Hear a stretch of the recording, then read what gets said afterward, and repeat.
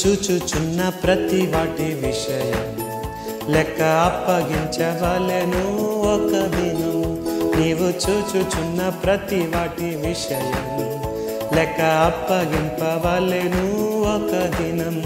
నీ ప్రవర్తన అంతటి యందు ఎంతో జాగ్రత్త కలిగి ఉండు.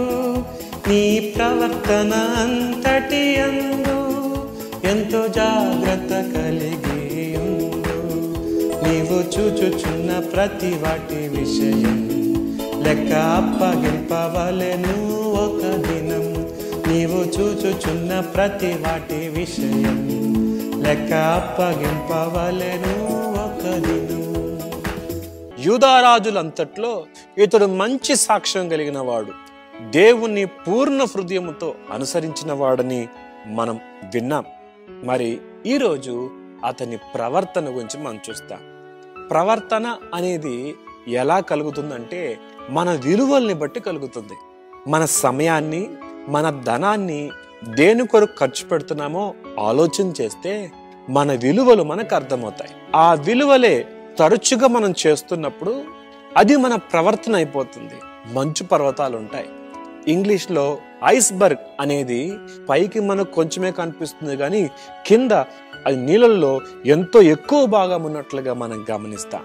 మన అలవాట్లు, మన విలువలు అనేవి పైకి కొంచెం కనిపిస్తున్నా మన ప్రవర్తన యొక్క ఆంతరంగం అనేది లోపల దాగి ఉంటుంది. మన సంస్కృతిని బట్టి కావచ్చు, మనం పెంచబడిన పెంపకం మీద కావచ్చు, మన ప్రవర్తన ఆధారపడి ఉంటుంది.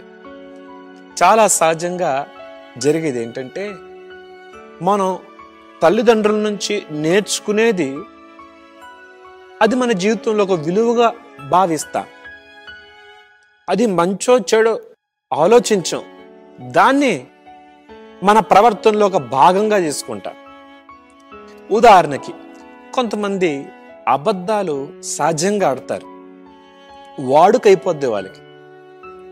అదే వారి పిల్లల్లో కూడా వస్తుంది. పదే పదే అబద్ధం మాట్లాడడం ద్వారా వారి జీవితంలో వారికి తెలియకుండానే వారి నేచర్లో, వారి యొక్క క్యారెక్టర్లో భాగమైపోతుంది. కొంతమంది అప్పు అంటే చాలా నీళ్లు తాగినట్లు చేస్తారు. కొంతమందికి అప్పు అంటే చాలా భయం. ఇది వారి పెంచబడిన విధానంలో వారు అది నేర్చుకుంటారు. హిజ్కియా తండ్రి ఆహాజు బహు దుర్మార్గుడు. ఈ దుర్మార్గపు రాజుకు పుట్టినవాడు హిజ్కియా.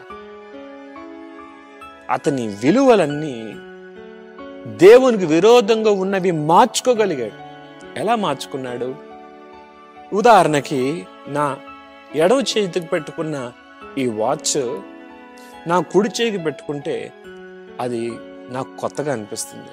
వెంటనే నాకు ఇబ్బందిగా ఉందని చెప్పి మళ్ళా ఈ చేతికి నేను పెట్టుకుంటాను. మరి అదే కొన్ని నెలల తరబడి, కొన్ని సంవత్సరం తరబడి ఇదే చేతికి పెట్టుకున్నాను అనుకోండి, ఇదే నాకు అలవాటు అవుతుంది. కొంతమంది అనుకుంటారు నేను త్రాగకుండా ఉండలేను అనుకుంటారు. మీకు మాట చెప్తున్నాను, ప్రార్థన ద్వారానే త్రాగుడు మానలేరు. ప్రార్థన మాత్రమే కాదు, మన అలవాట్లు మార్చుకునే మనసు మనకుండి నీవు అనుదినము చేస్తున్న అలవాటుకు బదులు మరో కొత్త అలవాటు, ఒక చెడ్డ అలవాటు నీకుంది, ఆ చెడ్డ అలవాటుకు స్థానంలో మంచి అలవాటుని పెట్టుకో. ప్రారంభంలో కొంచెం కష్టం అనిపిస్తుంది, కొంచెం ఇబ్బంది అనిపిస్తుంది, కానీ నీవు అలా తరచుగా చేస్తుంటే నీ యొక్క విలువలు మారి నీ ప్రవర్తన కూడా మారుతుంది. కొంతమంది తరచుగా టీవీకి అతుక్కుపోతారు, లేక ఫోన్కి అతుక్కుపోతారు. ఆ సమయాన్ని మరో దానికి కేటాయించు. దేవుని వాక్యాన్ని చదవటానికి, ప్రార్థన చేయటానికి సమయాన్ని నువ్వు కేటాయించగలిగితే, అదొక అలవాటు అయిపోతే, నీ జీవితంలో భాగం అయిపోతే, నీ ప్రవర్తనలో కూడా మార్పును చూడగలవు. శిష్యత్వం అనేది క్రమశిక్షణతో కూడింది. క్రమశిక్షణ అంటే మనకు కొంచెం బాధ, కానీ ఆ క్రమశిక్షణే మనల్ని మలుస్తుంది, మనల్ని రూపుదిద్దుతుంది, మనల్ని క్రమమైన రీతిలోకి సిద్ధపరుస్తుంది. హిజ్కియా తన పెంచబడిన విధానాన్ని అనుసరించలేదు, కానీ దైవికమైన విధానాన్ని అలవర్చుకున్నాడు తన జీవితంలో. దేవునికి ఇష్టడిగా బ్రతకటానికి తను అప్పగించుకున్నాడు. అందుకనే హిజ్కియా గురించి దేవుడు చెప్తున్న మాట ఏంటంటే, అతడు తన పితరుడైన దావీదు చర్య అంతటి ప్రకారము యెహోవా దృష్టికి యథార్థముగా ప్రవర్తించెను. ప్రశ్న ఈరోజు, మన ప్రవర్తన ఎలాగుంది? మన సంస్కృతి, మన నాగరికత, మన యొక్క పెంపకం బట్టేనా, లేకపోతే దైవ చిత్తానుసారంగా మనం మార్చుకోవాల్సింది మార్చుకొని, సరిదిద్దబడవలసింది సరిదిద్దుకొని నడుస్తున్నాము? ఆలోచించేద్దాం. ప్రార్థన. మహోన్నతుడా, ఎత్తబడిన మాటలు అందరి హృదయాన్ని గట్టి ఫలింపు చేయండి. యథార్థమైన ప్రవర్తన కలిగి నీకు మహిమ తీసుకొచ్చే సాక్షి జీవితాలు కలిగి ఉండే కృప ఇవ్వండి. బలహీనలు బలపరచండి. అనారోగ్యంతో మంచాల మీద ఉండి లెగవలేని స్థితిలో ఉన్న వారితో నేను మాట్లాడి వారిని బలపరిచి వారిని నిలబెట్టండి. ఉండిన వారి లేవనెత్తి యేసుక్రీస్తు ప్రశస్త నామములో అడుగుతున్నాం తండ్రి, ఆమేన్.